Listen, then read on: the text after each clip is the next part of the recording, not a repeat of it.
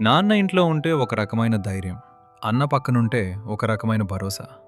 ఒకే ఏడాదిలో వారిద్దరూ వెళ్ళిపోయాక ఆ ఇంటికున్న రక్షణ గోడలు కూలిపోయినట్లు అనిపిస్తుంది. బయట ప్రపంచం వైపు చూడాలంటే భయం వేస్తుంది. ప్రతి చిన్న నిర్ణయం తీసుకోవాలన్నా నాన్న ఉంటే ఏం చెప్పేవాడు, అన్న ఏమనేవాడు అని మనసు వారి కోసం వెతుకుతుంది. కానీ సమాధానం రాని నిశ్శబ్దం మాత్రమే మిగులుతుంది. అమ్మ వైపు చూడలేని స్థితి. ఈ మొత్తం విషాదంలో అమ్మ పరిస్థితి చూస్తుంటే గుండె తరుక్కుపోతుంది. ఒకవైపు భర్తను, మరోవైపు కడుపున పుట్టిన కొడుకును ఏడాది తిరగకుండానే కోల్పోయిన ఆ తల్లి కళ్ళలోకి చూడటం ఇంట్లో ఉన్న మిగిలిన వారికి ఒక పెద్ద శిక్షలా మారుతుంది. ఆమె ఏడిస్తే ఓదార్చవచ్చు, కానీ ఆమె ఏడవకుండా శూన్యంలోకి చూస్తూ ఉండిపోతే ఆ నిశ్శబ్దం ఇంట్లోని గోడల్ని కూడా వణికిస్తుంది. పాత ఫోన్ నంబర్లు, వాయిస్ నోట్స్, ఫోన్ కాంటాక్ట్స్ లిస్ట్లో ఆ 2 పేర్లు అలాగే ఉంటాయి. అవి తీసేయటానికి మనసు రాదు. అలా అని ఆ నంబర్ల వైపు చూస్తే కన్నీళ్లాగవు. ఎప్పుడైనా తెలియకుండానే వారికి ఫోన్ చేయాలని చెయ్యి వెళ్తుంది. కానీ వెంటనే వాస్తవం గుర్తొచ్చి ఆగిపోతుంది.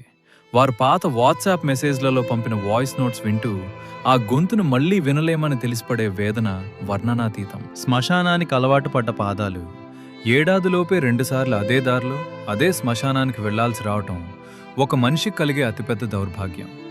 మొదటిసారి వెళ్ళినప్పుడున్న ఆవేదన కంటే రెండోసారి వెళ్ళినప్పుడు కలిగే మొద్దుబారునతనం భయంకరంగా ఉంటుంది.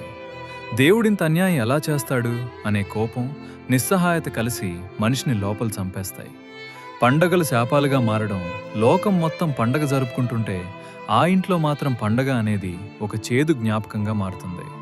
కొత్త బట్టలు కొనేవారు లేరు, సరదాగా కబుర్లు చెప్పే అన్నయ్య లేడు. పక్కింటి నవ్వులు వింటుంటే మా ఇంట్లో కూడా పోయిన ఏడాది ఇలాగే ఉండేది కదా అని గతంలోకి వెళ్ళిపోతారు. ఆ ఇంట్లో దీపం వెలిగించినా అది వెలుగునివ్వదు. సగటున ఒక విషాద ఛాయనే మిగులుస్తుంది. ఫోటో ఫ్రేమ్లోని మనుషులు, గోడ మీద నాన్న ఫోటో పక్కనే అన్నయ్య ఫోటో కూడా వచ్చి చేరడం, ఆ దృశ్యం కళ్ళ ముందు కదులుతుంటే తట్టుకోవడం ఎవరికీ సాధ్యం కాదు. నిన్నటి వరకు మనతో తిరిగిన మనుషులు కేవలం ఒక హారానికి, ఫోటోకి పరిమితమైపోయారనే సత్యం మింగుడుపడదు. ఆ ఫోటోల వైపు చూస్తూ గంటల తరబడి మౌనంగా ఉండిపోవడం ఒక దైనందిన నరకంలా మారుతుంది. ప్రాధాన్యతలు మారిపోవడం. ఇకపై జీవితంలో పెద్ద ఆశలు, ఆశయాలు ఉండవు.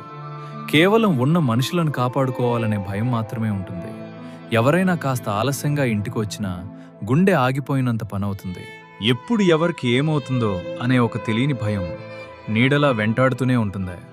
ఈ బాధను నువ్వు మాటల్లో చెప్పడం సాధ్యం కాదు, కానీ అనుభవించే ప్రాణాలకి అది ఒక తీరని వేదన. మా ఇంట్లో మిగిలిన ఈ నిశ్శబ్దం మరెవరి ఇంట్లోనూ రాకూడదని కోరుకుంటూ సెలవు.